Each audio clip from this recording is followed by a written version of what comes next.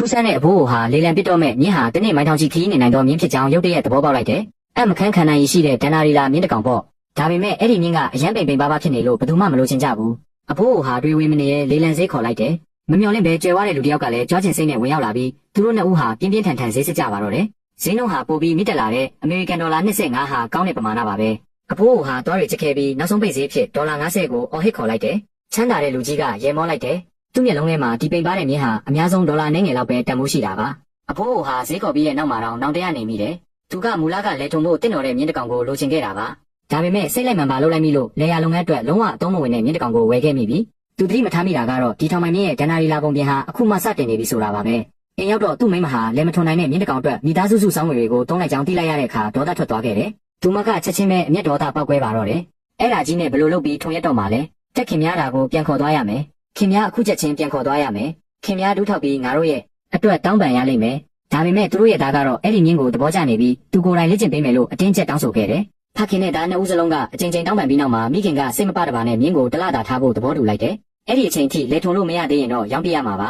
။နောက်တစ်နေ့မှာကောင်လေးဟာလေ့ကျင့်မှုစတင်ခဲ့တယ်။ခေါင်းမှာပြီးမြင်းပါသေးတဲ့မြင်းဟာကင်ရွယ်ရခက်ခဲနေတယ်။သူဟာမြင်းကိုကြောပေးပြီးအစာနဲ့အတူဖြည်းဖြည်းချင်းချင်းကပ်သွားကတိုက်ရိုက်ဖိအားပေးမှုကိုလျှော့ချခဲ့တယ်။တဖြည်းဖြည်းနဲ့မြင်းရဲ့သတိထားမှုတွေလျော့ကျသွားခဲ့တယ်။မြင်းမကြောက်တော့ဘူးဆိုတာသိလိုက်ရတဲ့အခါဒန်နီယယ်ဟာမြင်းရဲ့လေပင်ကိုညင်သာစွာပုတ်တက်ပြီးကျက်လို့နမိပေးလိုက်တယ်။ပြီးနောက်သူတို့လေ့ကျင့်ဖို့တောင်ကုန်းစီကိုသွားခဲ့ကြတယ်။ဒန်နီယယ်ဟာချက်ကိုနေရာမှာပဲနေဖို့တောင်းဆိုခဲ့တယ်။အန်တစရာကောင်းတာကလေ့ကျင့်ချိန်တစ်ချိန်နဲ့ချက်ဟာနေရာမှာပဲရပ်တည်နေဖို့တင်ယူသွားခဲ့တယ်။မင်းသူ့ကိုခေါ်လိုက်တော့သူနေခဲ့တယ်။ဒန်နီယယ်ဟာဝီစီမှုတ်ပြီးချက်ကိုခေါ်ဖို့ကြိုးစားခဲ့ပေမဲ့ချက်ကအဆမှနားမလည်ခဲ့ပါဘူး။စိတ်ရှိလက်ရှိနဲ့ဒန်နီယယ်ဟာသူ့စီပြန်သွားပြီးအမိန့်တွေကိုအေးအေးဆေးဆေးရှင်းပြကအဝေးတနေရာကိုပြေးပြီးဝီစီကိုထပ်မှုတ်ခဲ့တယ်။ဒီတစ်ချိန်မှာတော့ချက်နားလည်သွားပုံရတယ်။ဝီစီတန်ကြားတာနဲ့သူဟာလှည့်ပြီးဒန်နီယယ်စီကိုပြေးလာခဲ့တယ်။ဒန်နီယယ်တခါမှမမြင်ဘူးတဲ့ဉာဏ်ရည်ရှိတဲ့မြင်းတကောင်ပါ။အဲ့ဒီနေ့ကစပြီးဒန်နီယယ်ဝီစီမှုတ်လိုက်တိုင်းချက်ဟာဘယ်နေရာမှာပဲရှိနေပါစေပြေးလာတော့တာပါပဲ။တစ်ပင်တွေကြားထဲမှာပုံနေရင်တောင်ချက်ဟာတိတိကျကျရှာဖွေနိုင်ခဲ့